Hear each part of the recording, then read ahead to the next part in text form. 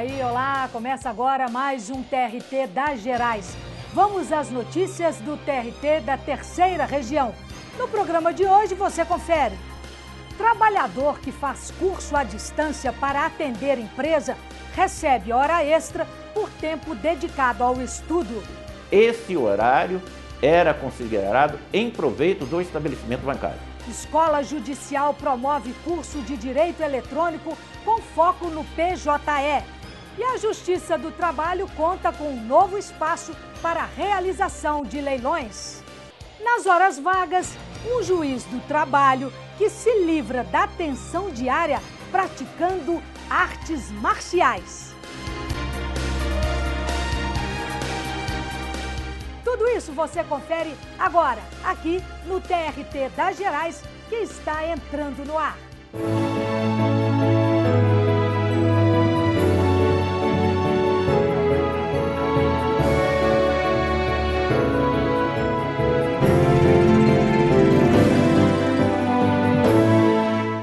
Com as facilidades do mundo virtual, tem gente que prefere estudar em casa. É mais cômodo e o horário é mais flexível. Mas quando esse estudo vira exigência da empresa, é bom o empregador ficar atento, pois o empregado pode ter direito a horas extras. É o que você confere agora na reportagem de Aline Dias. Da sala de estar para a sala de aula, Célia precisa dar apenas alguns passos para começar a estudar. O curso superior de administração é feito em casa mesmo, pela internet. O professor dá as orientações para compreender melhor o que historicamente ajudou. A aluna segue à risca o cronograma de aulas, livros, apostilas e muitos exercícios. Ela estuda cerca de 2 horas todos os dias, inclusive nos finais de semana. O aluno que estuda à distância, ele precisa pesquisar mais, ele precisa estudar mais. Ele não tem um professor na sala de aula para ficar falando para ele. Célia não está sozinha neste mundo virtual. Segundo o IBGE, 930 mil pessoas fazem o curso à distância. Só nesta universidade, 8 mil alunos estudam pela internet. Comodidade e flexibilidade de horários são algumas das vantagens para quem escolhe esse tipo de curso. Mas ter disciplina é fundamental. É importante também que o aluno entenda que não tem alguém do lado dele dizendo o que fazer cada momento. Ele tem um roteiro de trabalho, um roteiro de estudo, ele tem atividades para serem realizadas, ele tem um suporte muito grande, mas ele tem que ter um pouco de autonomia. Ele tem que saber o tanto que ele precisa ir além, o tanto que ele está com dificuldade no assunto ou outro e buscar esse suporte que está à disposição dele. Além dos cursos de graduação e especialização, na internet também é possível encontrar cursos de aperfeiçoamento profissional. Os alunos hoje, eles já se veem muito pressionados para entrar no mercado de trabalho muito mais cedo. Então a gente não pode ter mais aquele momento do estudo, que dura 5 anos, e um outro momento de trabalho. Eles já começam a integrar a sua formação profissional com o trabalho desde o início. Em Belo Horizonte, um bancário era obrigado a estudar pela internet após sair do serviço. Concluir o curso online era uma exigência do banco. O trabalhador procurou a justiça para receber as horas extras correspondentes ao tempo dedicado ao estudo. O processo foi julgado no TRT Minas, que deu ganho de causa ao bancário. A decisão foi inédita no país.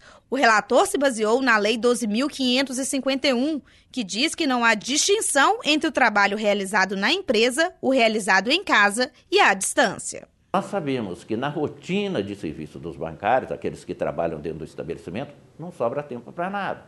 É o tempo todo de trabalho, não havendo possibilidade de muitos intervalos, embora a lei dê a esse trabalhador bancário que trabalha até 6 horas, um intervalo de 15 minutos para descanso. Uma testemunha também confirmou que o banco distribuía, no começo do ano, uma lista de cursos que deveriam ser feitos pelos empregados. O bancário ganhou o direito de receber ao pagamento referente a 10 horas extras por mês. Esse horário era considerado em proveito do estabelecimento bancário. Consequentemente, essa trabalhadora estava despendendo nitidamente um horário extraordinário em favor do banco, por isso que lhe foram deferidas, e eu confirmei, horas extras por esse trabalho excedente à sua jornada normal. O processo judicial eletrônico PJE já foi instalado parcialmente na capital e em algumas cidades do interior de Minas, como Nova Lima e Conselheiro Lafayette. Agora começa a avançar para outras cidades, mas a implantação do novo sistema passa primeiro pela qualificação dos servidores e magistrados. O TRT Minas promoveu o curso Direito Eletrônico com o objetivo de preparar servidores para trabalhar com o PJE, Processo Judicial Eletrônico. Um dos palestrantes foi o juiz auxiliar da presidência do CNJ, Paulo Cristóvão Filho, que discutiu vários pontos importantes. Dá uma noção boa sobre validade de documentos jurídicos com certificação digital, sem certificação digital e de contratos em geral do ponto de vista eletrônico. Mas como o direito eletrônico se relaciona com o PJE? O PJE é um mecanismo, é um sistema para a tramitação de processos eletrônicos, então vários dos conceitos que nós temos já aplicados no processo em papel, eles sofrem uma certa modificação por conta da mudança do meio. Então, uma parte da cultura jurídica, dos procedimentos das varas, do próprio lidar com o processo judicial muda.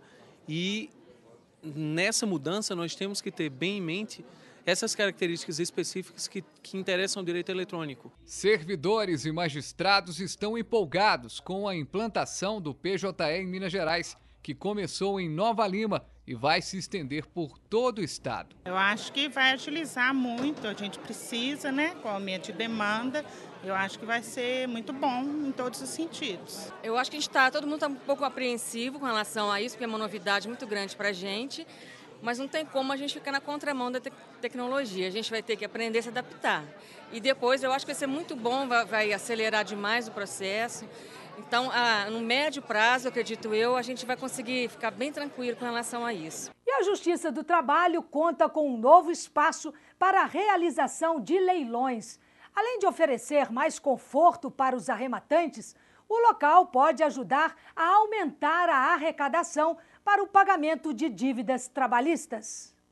A partir de agora, os leilões da Justiça do Trabalho passam a ser realizados no prédio do Foro Trabalhista da capital mineira. O novo espaço foi escolhido pela localização e facilidade de acesso. O espaço foi inaugurado com uma solenidade que reuniu juízes, servidores e arrematantes.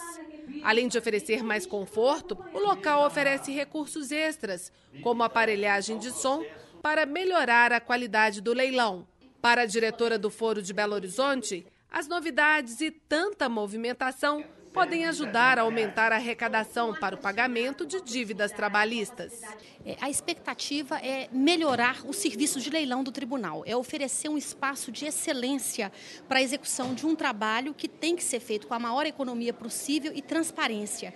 Então, a vinda do leilão para cá vai oferecer maior conforto para os arrematantes, o espaço é mais acessível e, com isso, a gente espera que mais pessoas compareçam para disputar os bens que estão sendo leiloados. E, com isso, eleva-se o valor dos bens com maior proveito para a execução, para o executado e para o exequente, atendendo aos objetivos da Justiça do Trabalho.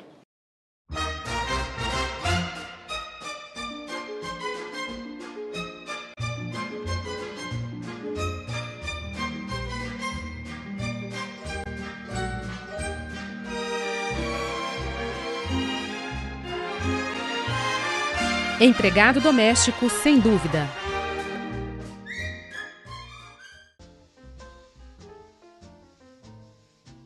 Quem pode ser considerado empregado doméstico? Considera-se empregado doméstico o maior de 16 anos que presta serviços de natureza contínua e de finalidade não lucrativa à pessoa ou à família no âmbito residencial destas. Integram a categoria cozinheiro, governanta, babá, lavadeira, faxineiro, vigia, motorista particular, jardineiro, acompanhante de idosos, entre outras. O caseiro também é considerado empregado doméstico quando o sítio ou local onde exerce sua atividade não possui finalidade lucrativa. Quais são os direitos do empregado doméstico? Carteira de trabalho e previdência social devidamente anotada. Salário mínimo fixado em lei e redutibilidade salarial. 13º salário, repouso semanal remunerado, preferencialmente aos domingos. Feriados civis e religiosos. Férias de 30 dias remuneradas. férias proporcionais no término do contrato de trabalho, estabilidade no emprego em razão da gravidez, licença à gestante sem prejuízo do emprego e do salário, licença paternidade de 5 dias corridos, auxílio-doença pago pelo INSS, aviso prévio de no mínimo 30 dias, aposentadoria, integração à Previdência Social, vale transporte, fundo de garantia por tempo de serviço FGTS, benefício opcional, seguro-desemprego concedido exclusivamente ao empregado incluído no FGTS. A Lei 11.208, ela tornou possível que o empregador doméstico conceda essa benesse aos trabalhadores domésticos. Como? Basta que o empregador doméstico registre o seu empregado na Caixa Econômica Federal e recolha uma só mensalidade. A partir do efetivo recolhimento do FGTS na conta vinculada do obreiro na Caixa Econômica Federal, isso se torna um direito adquirido. E aí passa a ser devido ao longo de todo o pacto. Quando extinto o contrato, por ato de vontade do empregador, ou seja, o empregado é despedido, dispensado, ele fará jus, dentro do seu rol de verbas rescisórias, também ainda a multa dos 40% do FGTS. E mais, ele terá direito de sacar o FGTS, bem como fará jus às parcelas do seguro-desemprego, que nesse caso serão de um salário mínimo apenas e não proporcional ao seu salário mensal e serão limitadas a 3 parcelas.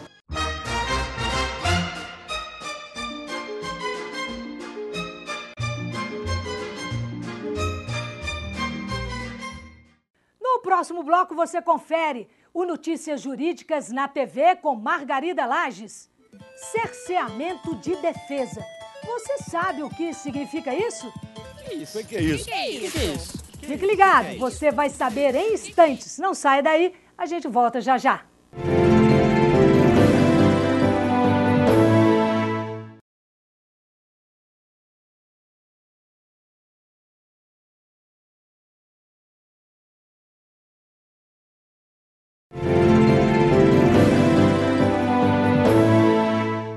Estamos de volta com o TRT das Gerais. E agora, Margarida Lages apresenta as notícias jurídicas na TV.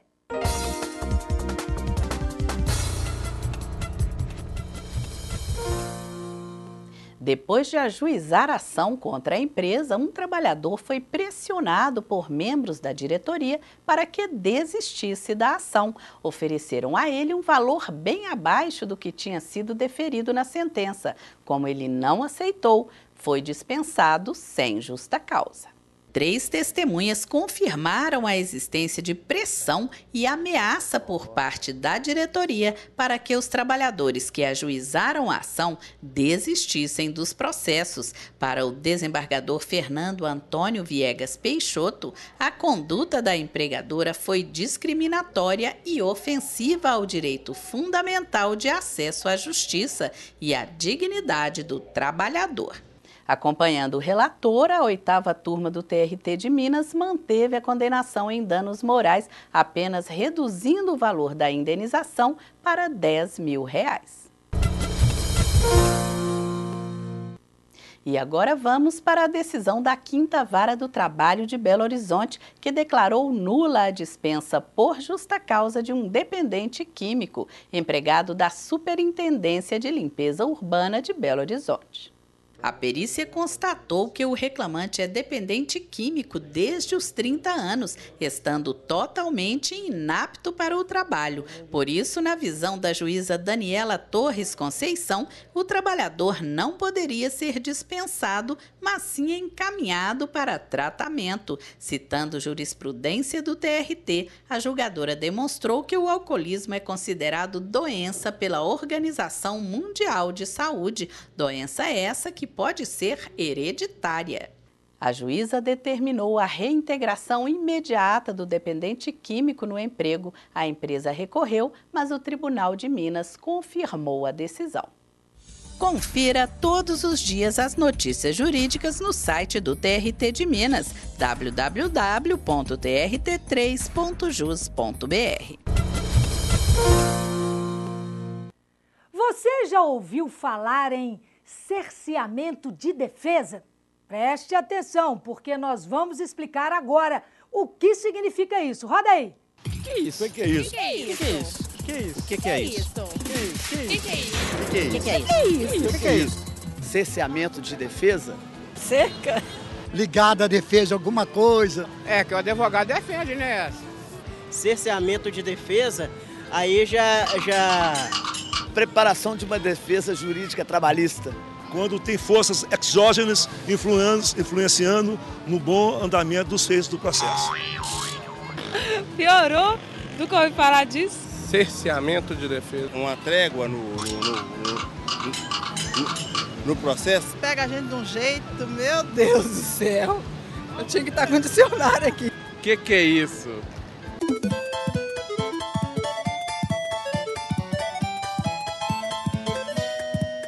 No processo judicial, as partes têm o direito de produzir provas para comprovar a veracidade das suas alegações. E, para isso, você pode produzir prova documental, testemunhal, pericial, o que for. O juiz, quando ele indefere ou ele impede que seja produzida determinada prova, ele comete o quê? O cerceamento de defesa. Esse ato, posteriormente, o tribunal pode rever e considerar nulo e o processo volta todo para trás para que a parte possa produzir a prova e daí tentar comprovar aquilo que arguiu no processo. O cerceamento de defesa é isso, é o impedimento de se produzir a defesa.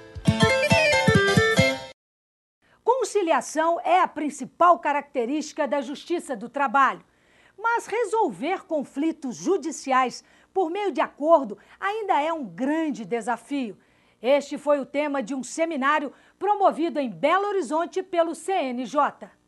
As tendências da conciliação, os grandes impasses e os desafios da mediação de conflitos foram discutidos no 2º Seminário da Conciliação, promovido pelo Conselho Nacional de Justiça. A pretensão da direção do Tribunal de Justiça é, durante o ano de 2013, zerar o estoque de processos de competência dos júris. Pretendemos realizar todos os processos que já estão pautados em todas as comarcas de Minas em 2013, até o final de 2013. O objetivo deste seminário é conscientizar advogados e magistrados sobre a importância de sempre fazer a conciliação. A abertura contou com a presença do governador de Minas, Antônio Anastasia, que falou sobre a necessidade de mudança no comportamento das pessoas para que a conciliação seja mais valorizada. O que está ocorrendo não só em Minas, mas em todo o Brasil, de iniciativa do CNJ, exatamente para discutir alternativas à questão da demanda judicial. Claro que as pessoas não podem ser privadas do seu direito de reclamar, mas isso tem que ser feito de uma maneira mais objetiva, mais rápida, porque do contrário se eterniza o conflito e ele não se resolve. Então é claro que o bom acordo nesse caso é fundamental e é melhor isso do que uma demanda que não termina nunca. O conselheiro do CNJ, Neves Amorim, disse que Minas possui 5 milhões de processos e afirmou que o judiciário mineiro é um dos mais eficientes, pois consegue cumprir as metas do CNJ.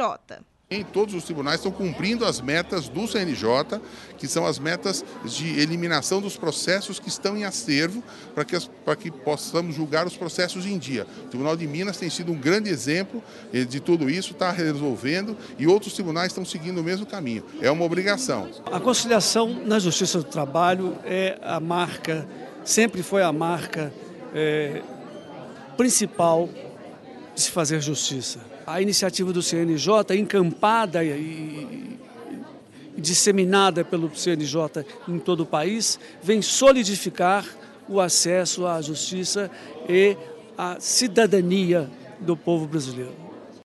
João Bosco Coura é juiz titular da 29ª Vara do Trabalho de Belo Horizonte, onde diariamente ele recebe as partes em audiência, homologa acordos, dá sentenças.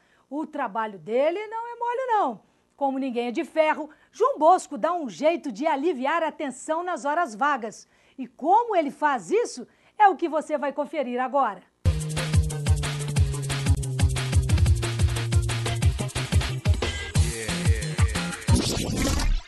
Ele começou no TRT Minas em 1988 como servidor público. Fez carreira. Atualmente, João Bosco Coura é juiz do trabalho, diretor administrativo da ANAMATRA. São 24 anos de TRT. Como é o seu trabalho?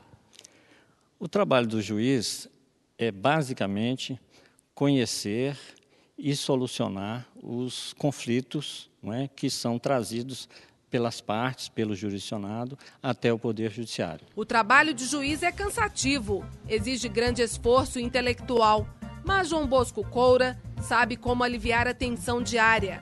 Ele aproveita o tempo de folga da melhor forma possível. Se prepara com paciência para praticar uma das coisas que mais gosta, artes marciais, Kendo e Aido. Essas artes começaram no Brasil com a chegada dos imigrantes japoneses. A origem está nas técnicas de manejo da espada. Todas elas são um aspecto diferente de como você usa a espada. O iai é como eu retiro a espada da bainha e ataco com ela. A outra parte é como eu faço alguns golpes.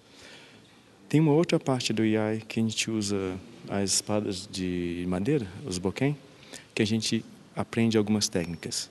Mas se a gente tentar usar isso em tempo real, com a espada de verdade ou a de madeira, a gente não vai durar muito tempo, né? Então a gente tem que fazer a parte de Kendo, que é o treinamento de luta, sem ter a possibilidade de se machucar. Então, na verdade, são partes da mesma coisa. Mas, para usar as espadas com maestria, é preciso treinar muito. E esses treinos exigem um ritual que vai da utilização de uma indumentária especial a equipamentos de proteção. Para o tórax, eles usam uma armadura que se chama bogo em japonês. Para a cabeça, men, essa máscara de ferro. E kutê para as mãos. Acertado todos os detalhes, hora de começar o treino. Primeiro, uma saudação. A reverência aos antepassados é muito comum nas artes marciais. Outra coisa que chama a atenção são os kiais, gritos que ajudam a liberar energia. O kiai também serve como motivação para a prática do Kendo, sem contar que parece bastante terapêutico. É uma forma de aliviar a mente, né? Em relação ao trabalho, à carga de energia, né, que a gente se expõe ali o esforço intelectual, né, que a gente usa lá, a gente libera aqui. Enquanto a gente está, né, trabalhando a parte do kiai, do grito, de liberar o golpe, né, você está descarregando tensão e se acalmando. Então, quando acaba o treino, a gente sai bem calmo, bem leve.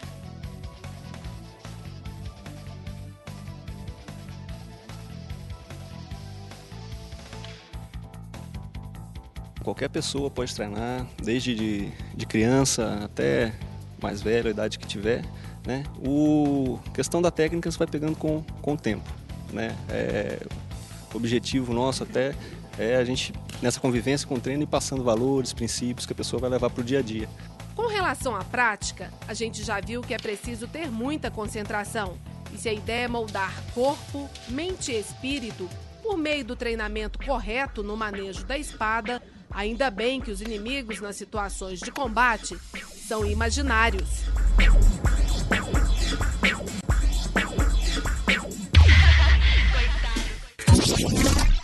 O TRT das Gerais de hoje fica por aqui. Assista a reprise deste programa às terças e quintas, às 10 horas da noite, aqui mesmo na TV Justiça.